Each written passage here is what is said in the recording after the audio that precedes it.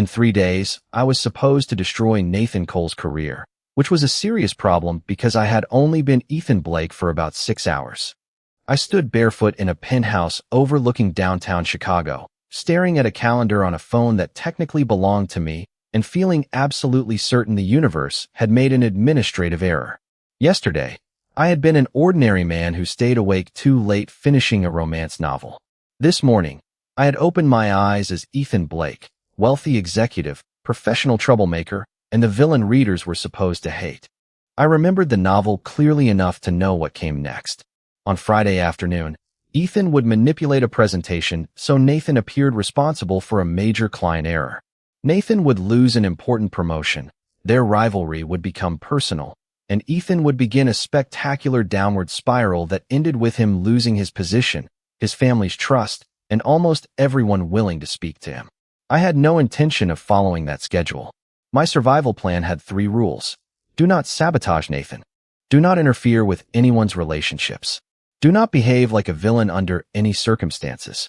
It sounded simple until I reached Blake's strategic group that morning and discovered original Ethan had already done most of the preparation. My assistant, Claire Bennett, entered my office carrying a folder. The Cole presentation changes are ready.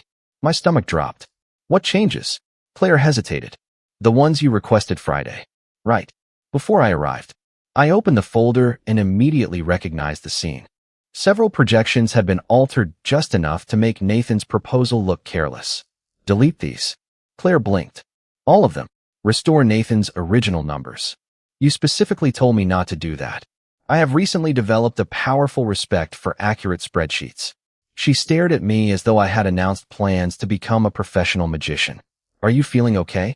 Better than my reputation suggests. Claire left slowly. I thought I had solved the problem. Then I noticed something strange in Nathan's original projections. One expense category had been entered twice. It was not part of Ethan's sabotage. It was a genuine mistake, and if the presentation went forward unchanged, Nathan could still take the blame. I considered ignoring it. That would technically satisfy my first rule. Unfortunately, knowing someone was walking toward a problem made pretending not to see it feel suspiciously villainous. I corrected the duplicate entry, attached a note explaining the change, and sent the file directly to Nathan. 3 minutes later, someone knocked on my door. Nathan Cole walked in before I answered. He was taller than I expected, dressed in a navy suit with his tie slightly loosened, and his expression carried the cautious patience of a man approaching a difficult conversation. In the novel, Nathan was calm, intelligent, and almost impossible to intimidate. Standing 6 feet away, he was considerably more unsettling than words on a page. You changed my presentation, he said. Technically, I changed it back. His eyes narrowed, then corrected an accounting error. That too. Why? Because I knew your fictional future and did not want to become unemployed, lonely, and universally disliked. The numbers were wrong. Nathan studied me. Yesterday you argued that my entire proposal should be rejected. Yesterday me had questionable judgment. Yesterday you also called my expansion plan unrealistic. I have reconsidered. Overnight, I had a transformative morning. That was painfully accurate. Nathan stepped closer to the desk and looked at the corrected report. This duplicate expense would have reduced the projected margin enough to concern the board. Then it is good we caught it. You caught it. Wonderful. Mystery solved. I expected him to leave. Instead, Nathan remained there, watching me with uncomfortable attention. Ethan, what are you doing? My job. No, his voice softened. What are you really doing? For one ridiculous second, I wondered whether protagonists could detect transmigrators. I am trying something new. What? I looked at the folder containing the first disaster I had successfully prevented. Not making everything worse. Nathan's expression changed, surprise replacing suspicion. Then, unexpectedly, he smiled. That might be the first sensible thing you have said to me in months. He walked toward the door, paused, and looked back. Thank you for catching the error. When the door closed, I finally exhaled. One catastrophe prevented. One protagonist protected. My future already looked significantly better. Then Claire rushed back into my office holding her tablet. Ethan, we have a problem. I stared at her. Of course we do. She turned the screen toward me. The corrected projections had revealed something neither Nathan nor I had noticed. The project was not merely carrying one duplicated expense. Nearly $200,000 had been assigned to a vendor that did not appear anywhere in the approved contracts. According to the novel, that discrepancy was not supposed to be discovered for another 4 months. I looked toward the door Nathan had just walked through and felt my confidence disappear. I had tried to change one scene so I could survive. Somehow, before lunch on my first day as the villain, I had already changed the entire plot. By 10:30 that morning, I had learned an important lesson about changing fictional destiny. Apparently, fixing one spreadsheet could create enough paperwork to ruin an entire day. Claire and I traced the unexplained $200,000 through invoices, approval records, and vendor files while I tried to remember how the novel had handled this problem. 4 months from now, the missing money was supposed to trigger an internal investigation. Nathan would be blamed because his name appeared on the project, Henry Blake would panic and support the wrong explanation, and Ethan would use the chaos to damage Nathan further. That sequence was no longer useful because I had discovered the discrepancy before Nathan had even presented the proposal. This vendor was added 6 weeks ago, Claire said, pointing at her screen. But there is no signed contract. Then we freeze the payment. She looked at me carefully. You cannot authorize that alone. I remembered enough about corporate life to be grateful for realistic procedures. Good. Who can't? Finance and compliance. Send everything to them. Claire hesitated. Everything. Every invoice, approval record, and email connected to the vendor. Her eyebrows rose. You realize some of those approvals came through your office. There it was. The old Ethan had fingerprints on the problem. My instinct was to hide whatever could hurt me, which was exactly the sort of decision villains made 5 minutes before everything became worse. Include those two. Claire stared at me. Ethan, are you sure? If I did something wrong, hiding it will not magically make it right. She left with an expression suggesting she was reconsidering everything she knew about me. 20 minutes later, Nathan returned. You reported the vendor discrepancy. Claire works fast. You included your own approvals. Apparently, I am experimenting with accountability. Nathan closed the office door. You approved 2 preliminary invoices. My stomach tightened. Did I? You signed them. He placed copies on my desk. The signature was mine, or at least belonged to the man whose life I had inherited. I do not remember approving these. That was dangerously close to the truth. Nathan watched me for a long moment. You have been saying that a lot today. It has been an unusual day. Ethan, yesterday you would have buried this. Then yesterday, I was an idiot. A laugh escaped him before he could stop it. I cannot believe I agree with you. That makes 2 of us. We spent the next hour reconstructing the payment trail. The preliminary invoices had been approved, but the final transfer required another authorization that had never happened. Because we caught the issue early, finance could suspend the vendor while compliance reviewed the records. No dramatic accusation. No public disaster. Just people doing their jobs before a manageable problem became catastrophic. It felt almost disappointingly normal. Then Nathan noticed something I had missed. Look at the submission time. Both invoices had reached Ethan's office late on the same Friday evening. Claire checked the archive calendar. Ethan was at the Blake Foundation dinner that night. I looked at her. How far away? About 8 miles. Nathan compared the timestamps. And these approvals were submitted 14 minutes apart. Claire frowned. You were photographed on stage during that window. My pulse quickened. The novel had eventually treated Ethan's approvals as proof that he helped create the financial scandal. But if he had not been near his office when they were submitted, that assumption suddenly looked very different. Nathan leaned against my desk. Someone may have used your credentials. I should have felt relieved. Instead, I felt unsettled. If original Ethan had been framed here, what else had the novel gotten wrong? Claire gathered the documents for compliance and left us alone. Nathan remained by the window. You saved my presentation this morning, he said. Then you reported something that could have implicated you.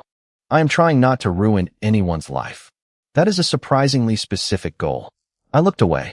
Maybe I finally realized actions have consequences. Nathan studied me, then nodded slowly. Whatever happened to you, keep doing this. He walked toward the door. Nathan. He turned. Until compliance finishes reviewing everything, do not trust any project file just because my name appears on it. His expression sharpened. You are warning me about yourself? I am warning you about whoever Ethan Blake was before today. Nathan looked confused, but there was something else in his eyes now. Curiosity, maybe even concern. After he left, I checked my memory of the novel again. By this point in the original story, Nathan and Ethan were supposed to hate each other more than ever. Instead, Nathan had spent an hour helping me prove I might be innocent of something I had not even known I was accused of. I had wanted to survive by staying away from the plot. Somehow, the plot was giving me reasons to investigate it.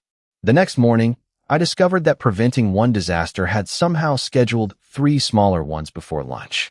Claire was waiting outside my office with coffee and the expression of someone bringing weather warnings. Compliance froze the vendor account, she said. Good. They also reviewed every department connected to the project. Less good. Actually, very good.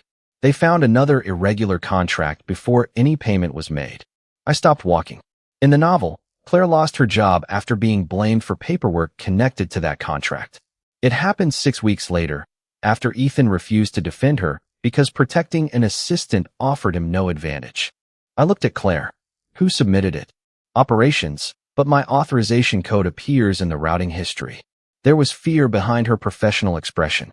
Original Ethan would have let that fear become someone else's problem. Send compliance your calendar, access records, and every version of the document. Claire blinked. You believe me? I believe evidence. And yesterday taught me that authorization codes apparently enjoy independent social lives around here. She almost smiled. By noon, information technology confirmed Claire had been attending a client meeting when her credentials were used.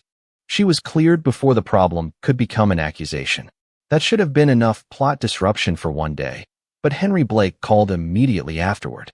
Henry was Ethan's older brother and, according to the novel, the responsible Blake. He was also supposed to approve a disastrous expansion deal next month after Ethan deliberately withheld financial information. I heard about the vendor review, Henry said.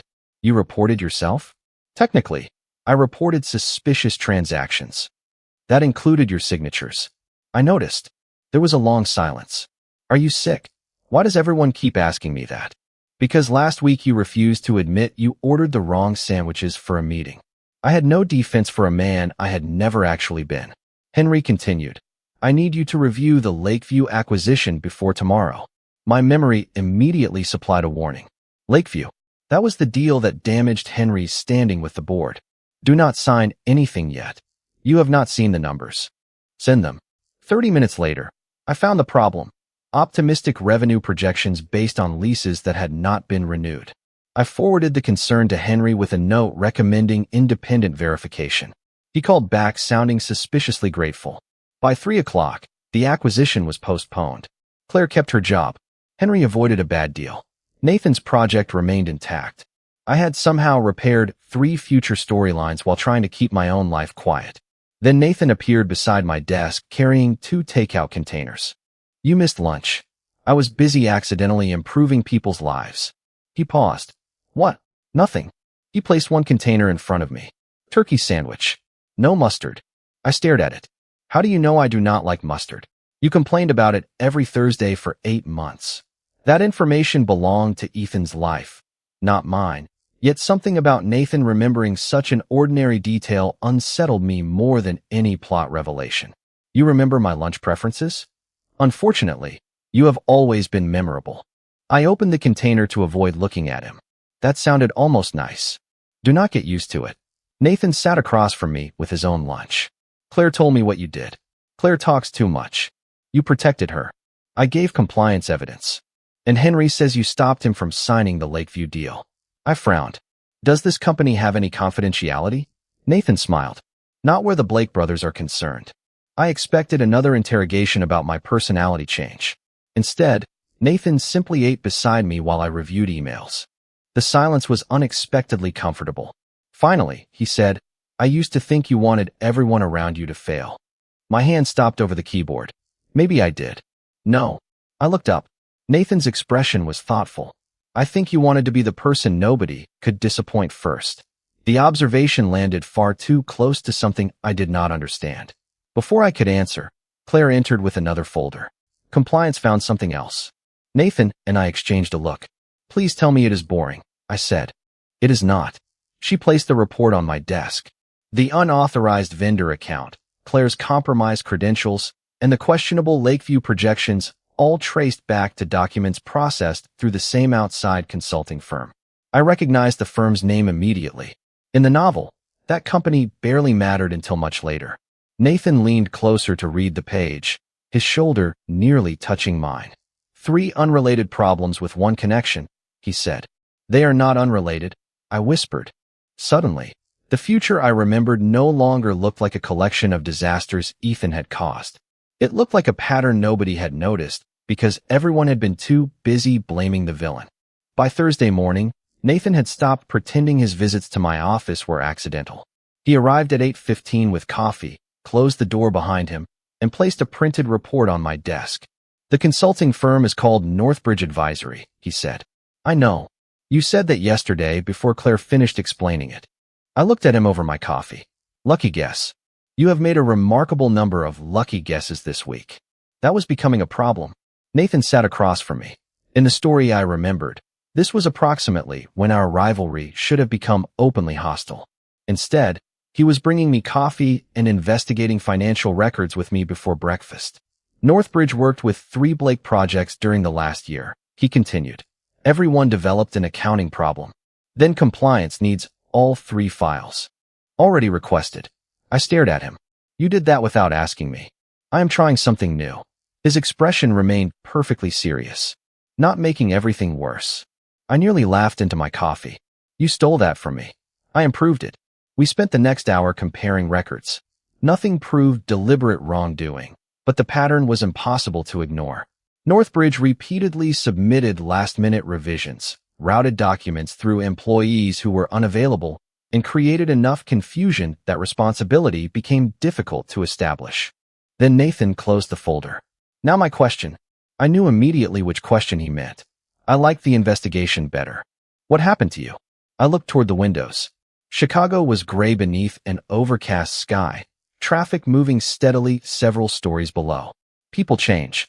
Not this quickly. Maybe I finally got tired of myself. Nathan was silent. 3 days ago, he said, you would have turned that vendor problem into ammunition against me. Yesterday you protected Claire. Then you warned Henry about Lakeview. Now you are helping investigate records that could make you look guilty. You are making personal growth sound suspicious. From you it is. The words should have offended me, but Nathan was not being cruel. He was being honest about the man he remembered. I cannot explain everything, I said carefully, but I can tell you this. I do not want to keep being the person you expected me to be. Nathan watched me for several seconds. Why do you care what I expect? That question was harder. Because you were the protagonist. Because your future had once been entertainment to me. Because I knew exactly how much damage Ethan Blake was supposed to cause you. None of those answers could leave my mouth. Maybe I care whether you have a reason to hate me. Something shifted in Nathan's expression. I never hated you. I looked at him. You certainly did not like me. Those are different things. That distinction feels generous. Nathan leaned back. You were arrogant, competitive, impossible to talk to, and weirdly offended whenever I succeeded. You have clearly prepared this list. For years. Despite myself, I smiled. Nathan did too. Then his voice softened. But you were not always like that. I stopped smiling. What do you mean? When I joined the company, you helped me understand the board before anyone else would. You stayed until almost midnight fixing my first client proposal. None of that appeared in the novel. Nathan continued. Then something changed. You started treating every conversation like someone had to win. I had spent 3 days assuming original Ethan had always been exactly what the story called him. The villain. Nathan remembered something more complicated. A person who had once helped him. A person who had somehow become bitter afterward. I do not remember being that version of myself, I admitted quietly. Nathan misunderstood the confession in the most reasonable possible way. Then start again. The simplicity of it left me speechless. He stood and collected the reports. We have a compliance meeting at 11. Try not to transform into a decent human being so quickly that everyone gets suspicious. You are already suspicious. I am also bringing you coffee. At the door, he glanced back. No sugar, 2% milk. That has not changed, apparently. After he left, I stared at the cup in my hand. I had been so focused on preventing future disasters that I had never questioned the past. But Nathan remembered and Ethan the novel had never shown me. And that meant the story had omitted something important long before I arrived. For the first time, I wondered whether my job was not to rewrite the villain's future. Maybe I needed to understand why he had become the villain at all. The compliance meeting should have been the moment everything collapsed. I remembered that much clearly. In the original story, Nathan walked into a conference room expecting a routine project review and walked out carrying responsibility for a financial disaster he had not created. Ethan knew enough to stop it and chose silence because Nathan's failure benefited him. This time, I entered the 11th floor conference room 5 minutes early and placed every Northbridge record we had found on the table. Nathan sat beside me instead of across from me. Claire joined remotely. Henry arrived carrying the Lakeview files, and Compliance Director Olivia Parker took the seat at the head of the table. Before we begin, Olivia said, "Nobody in this room is being accused of misconduct. We are reviewing process failures and document access." That single sentence changed the entire atmosphere. No public humiliation. No convenient villain. Just questions. For nearly 2 hours, we reconstructed approvals, timestamps, archived emails, and vendor submissions. The deeper we went, the stranger the pattern became. Northbridge had repeatedly introduced revised documents shortly before deadlines, then routed them through internal accounts belonging to employees who were somewhere else. Nathan found the connection first. These revisions all came through the same Northbridge project manager. Olivia checked the records. Lucas Grant. My stomach tightened. I knew that name. Lucas barely appeared in the first half of the novel. Later, he became a trusted consultant who helped the company recover from several crises. Except now those crises looked suspiciously connected to his own firm. There should be another contract, I said before I could stop myself. Everyone looked at me. Nathan's eyes narrowed. Which contract? I searched my memory. In the novel, a downtown redevelopment partnership failed near the end of summer after confidential projections reached a competing bidder. Ethan was blamed because he had access to the documents. The West Monroe redevelopment file. Henry frowned. That project is confidential. Northbridge is not involved. Check anyway. Olivia searched the access log. 30 seconds later, her expression changed. Northbridge received temporary review access yesterday morning. Henry sat forward. Who authorized that? The request appears to have come from Ethan. Every eye turned toward me. There it was, the scene I had feared since waking in this life. Evidence with my name attached. A room full of people waiting for the villain to explain himself. I could have panicked. I could have denied everything. Instead, I remembered the previous approvals. Check where I was when the request was submitted. Olivia did. 9:42 yesterday morning. Claire's voice came through the speaker. Ethan was with me and Nathan reviewing the vendor discrepancy. Nathan nodded immediately. He never touched his computer during that meeting. Olivia looked at the authentication record. The request came through an older access token. Henry exhaled slowly.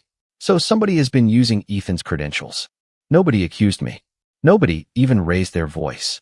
The disaster I remembered simply failed to happen because this time we had looked at the evidence before deciding who deserved blame. Olivia suspended the compromised access and opened a formal review of Northbridge. By mid-afternoon, the redevelopment documents were secured and the project remained unaffected. Outside the conference room, I leaned against the hallway wall and finally released the breath I had been holding. Nathan stopped beside me. You knew about West Monroe. I had a feeling. That was not a feeling. I looked at him. Does it matter if it helped? It matters to me. His voice was gentle rather than suspicious. You keep knowing where the next problem will appear, and every time you solve one, you look more frightened instead of relieved. I had no answer. Nathan lowered his voice. Whatever you are carrying, you do not have to explain it today. The word today caught me unexpectedly. It implied there could be a tomorrow when I might tell him. Why are you trusting me? I asked. Nathan considered the question. Because when you had 3 opportunities this week to protect yourself by sacrificing someone else, you chose not to. He walked toward the elevators, then stopped. That tells me more than your reputation does. I remained in the hallway after he left, thinking about the original story. Ethan had been blamed for the vendor scandal, Claire's dismissal, Henry's failed acquisition, and eventually the West Monroe leak. I had believed those events proved he was the villain. Now 3 of them traced back to Northbridge, and the 4th had nearly done the same. The novel had not necessarily lied about what happened. It had simply shown me who everyone blamed afterward. For the first time, the difference felt enormous. By Friday morning, The story had reached the scene where Nathan was supposed to stop trusting me. I knew it before I entered the executive conference room because the evidence waiting on the table looked almost exactly as I remembered it. Printed emails bearing Ethan Blake's name, authorization records connected to Northbridge, and a confidential memo suggesting Ethan had personally requested access to the West Monroe projections. In the novel, Nathan saw those documents and finally concluded that Ethan had engineered the entire mess. I sat down expecting history to correct itself. Olivia Parker opened the meeting. Henry sat to my left. Nathan took the chair across from me. These records were recovered from an archived Northbridge account, Olivia explained. On the surface, they indicate Ethan maintained direct communication with Lucas Grant for several months. Henry looked at me. Can you explain them? I could not. They belonged to a life I had inherited, and the novel had never shown the conversations behind them. No, I said. Not honestly. The room became quiet. The emails may be real. I do not remember writing them, and I will not invent an explanation just because silence makes me look guilty. Nathan picked up the first page. I waited for disappointment to appear on his face. Instead, he asked Olivia, "Where did these copies come from?" "Northbridge's archive." "Not our server?" "No." Nathan turned the page. "Then we verify them against our records before treating them as complete." Henry frowned. "Nathan, Ethan just admitted he cannot explain them.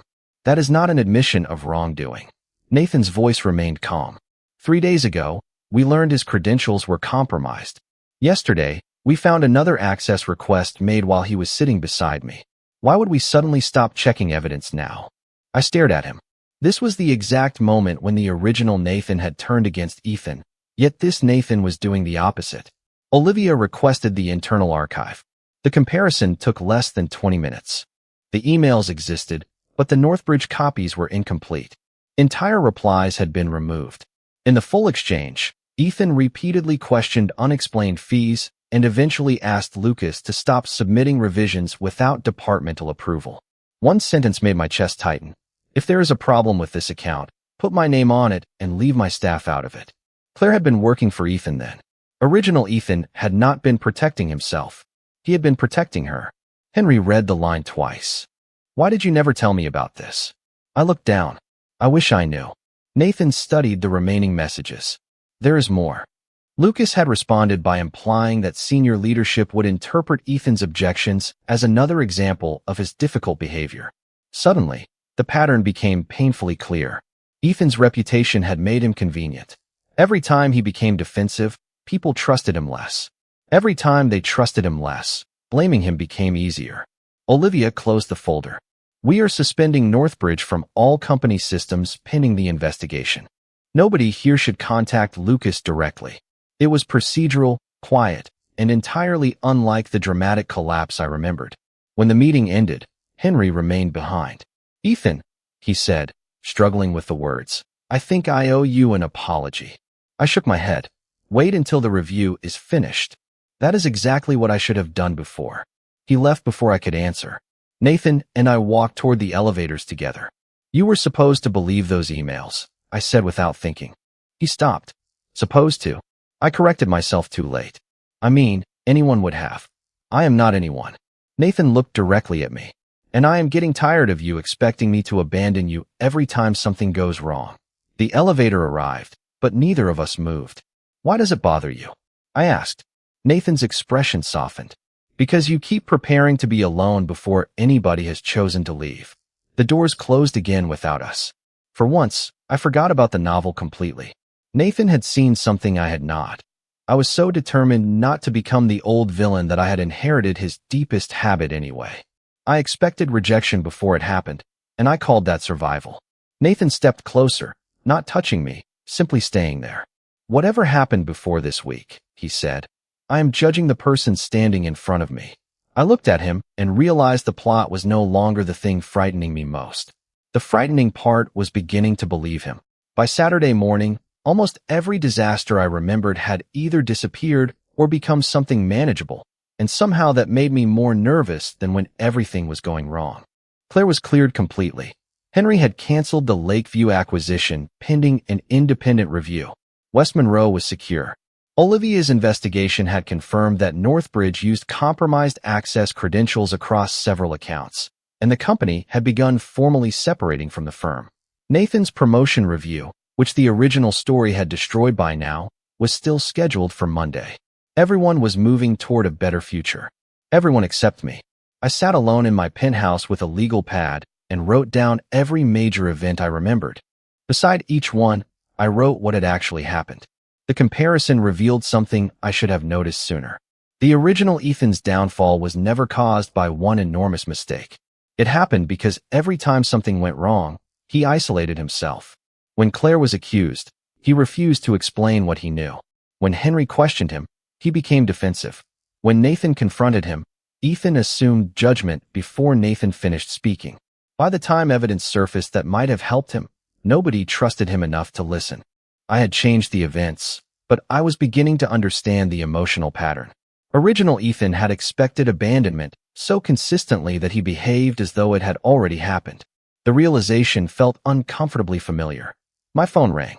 Nathan. I almost ignored it. That was when I understood how easily the pattern could repeat. I answered. Hello. You sound disappointed that I exist. I was thinking. Dangerous hobby. Come downstairs.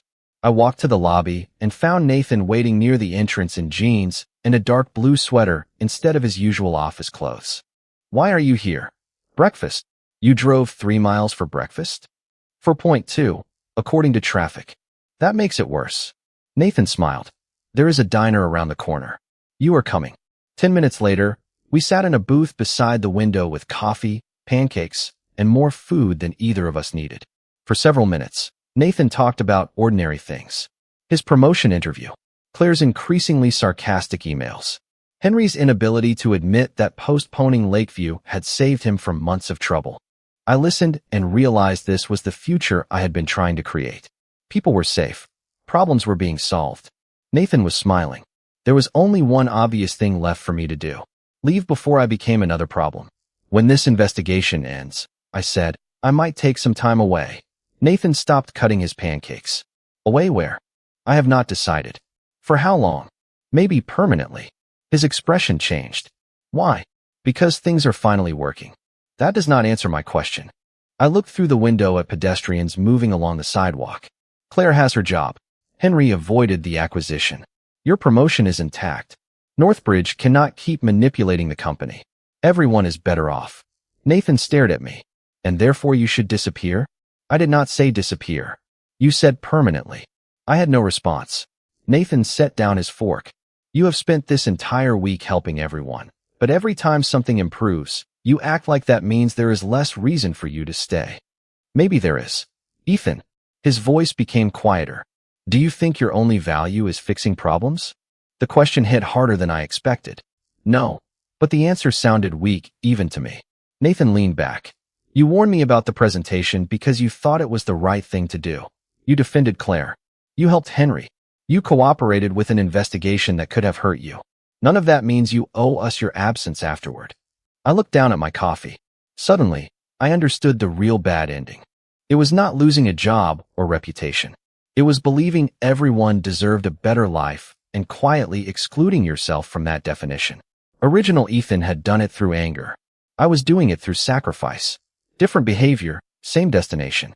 Nathan watched me carefully. Do not decide what is better for me without asking me. I looked up. Then what is better for you? His expression softened. For starters, I would like you to finish breakfast instead of planning your disappearance. A small laugh escaped me. That is surprisingly achievable. Good. Start there. I picked up my fork again, but the question remained inside me long after Nathan changed the subject. I had spent a week trying to save everyone from the villain's ending. I had never considered that Ethan Blake might be someone worth saving too. On Sunday evening, I packed a suitcase anyway. I told myself it was not running away. I was simply creating options.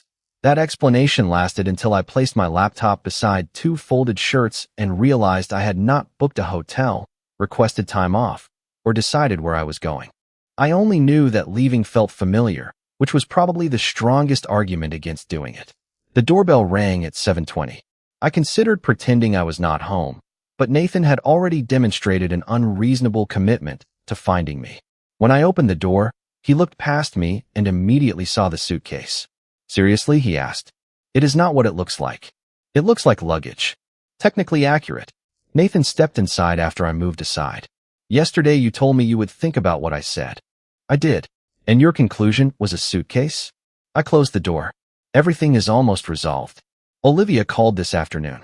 Northbridge is being removed from every active project, and the internal review found enough irregularities to clear our team.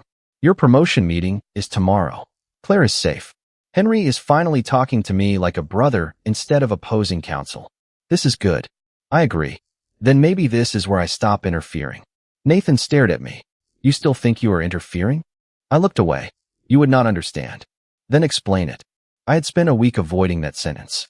Now there was nowhere useful left to hide. I knew these things were going to happen. Nathan said nothing. Not exactly as they happened, but I knew the events. The presentation. Claire losing her job. Lakeview. West Monroe.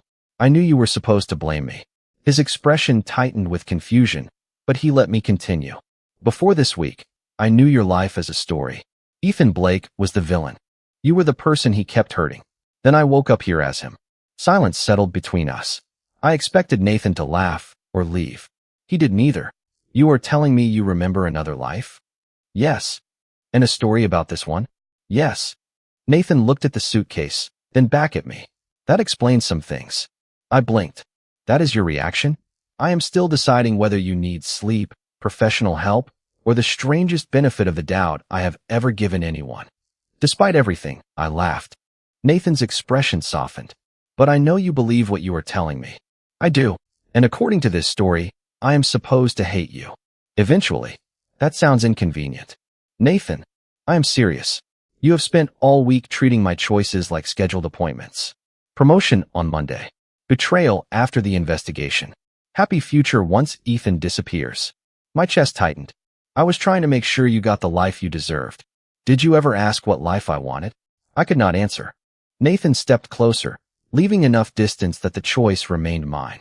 You helped everyone because you cared, then decided the final favor was removing yourself. That is not fixing my future. That is choosing it for me. What if staying makes things worse? Then we handle what actually happens. The story says you are better without me. The story does not know me. His certainty silenced me. Nathan glanced toward the suitcase. Do you want to leave? The answer should have been easy. Instead, my eyes burned. No. It was the first decision I had made all week without consulting a remembered chapter. Nathan nodded once. Then unpack. I looked at him. Just like that. Not just like that. Tomorrow, you can explain everything again when neither of us is exhausted. I will probably have 100 questions. But tonight, stop treating yourself like the final problem that needs solving. I slowly removed the laptop from the suitcase. Nathan picked up one folded shirt and handed it to me. Our fingers brushed for only a second, but neither of us immediately moved away. For the record, he said quietly, I do not know what happens next. I took the shirt from him. Neither do I. A small smile appeared on his face. Good. Then for once, we are starting from the same page. Monday arrived without the catastrophe I had spent all week expecting. At 9 that morning, Nathan walked into his promotion review while I waited in my office pretending to read emails. 43 minutes later, my door opened, and he stepped inside with an expression I could not interpret. Well, I asked. Nathan placed a folder on my desk. I got it. Relief hit me so quickly that I laughed. You got the promotion? Effective next month. Nathan, that is incredible. His smile appeared slowly. You look happier than I am. I spent several days expecting your career to collapse. Allow me this. By noon, more good news arrived. Olivia confirmed that the internal investigation had cleared Claire, Nathan, Henry, and me of involvement in the Northbridge irregularities. The company formally ended its relationship with the consulting firm and introduced stronger access controls so compromised credentials could not create the same confusion again. Henry came to my office afterward carrying 2 coffees. I owe you more than an apology, he said. You stopped Lakeview before I made a terrible decision, and you helped uncover everything else. We all did. Henry gave me a strange look. You really have changed. A week ago, those words would have terrified me. Now I simply said, I am trying. He nodded. Then keep trying.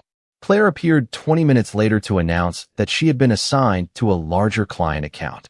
She thanked me for believing her before anyone had evidence proving she was innocent. I almost told her that I had only done what any decent person should have done, but I was beginning to understand that dismissing my choices was another way of pretending they did not matter. You deserved someone in your corner, I said instead. Her smile made the answer feel right. By evening, the office had emptied. I stood beside the windows watching Chicago turn gold beneath the setting sun when Nathan joined me. Everyone got their better ending, I said. Claire kept her career. Henry avoided Lakeview. You got your promotion. The company found the real problem. Nathan leaned against the window frame. You forgot someone. Who? You. I smiled faintly. I am still employed. That already beats the version I remembered. That is not what I mean. He studied me for a moment. You spent all week asking what you needed to change so everyone else could be happy. What do you want your ending to be? I looked across the city. For once, there was no remembered chapter waiting to answer for me. I do not know. Good. I glanced at him. Good. It means you can choose. The simplicity of that made my chest ache.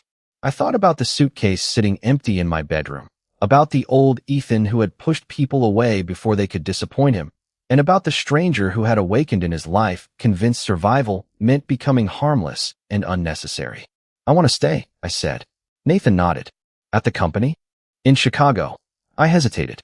In your life, if you still want me there. His expression softened. That last part was never your decision to make alone.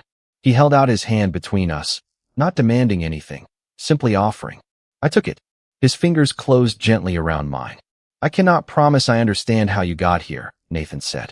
I cannot promise everything will suddenly be easy either. That sounds reassuringly realistic. He laughed. What I can promise is that whatever happens next, I want to find out with you. I looked down at our joined hands. There was no dramatic revelation, no invisible sign that I had defeated destiny. There was only a choice freely made and another person choosing back. Then maybe we start with dinner, I said. Dinner sounds manageable. And after that, Nathan smiled. Tomorrow, we left the office together. I had arrived in this world believing I needed to fix every disaster before removing myself from the story. Instead, Claire taught me that trust mattered. Henry taught me that people could reconsider the past, and Nathan taught me that caring for others did not require disappearing afterward. Maybe the old story had never understood Ethan Blake. Maybe I never would either. But as Nathan walked beside me into the cool Chicago evening, I finally understood something more important. I did not need to become the hero to deserve a future. I only needed to stop treating myself like the villain.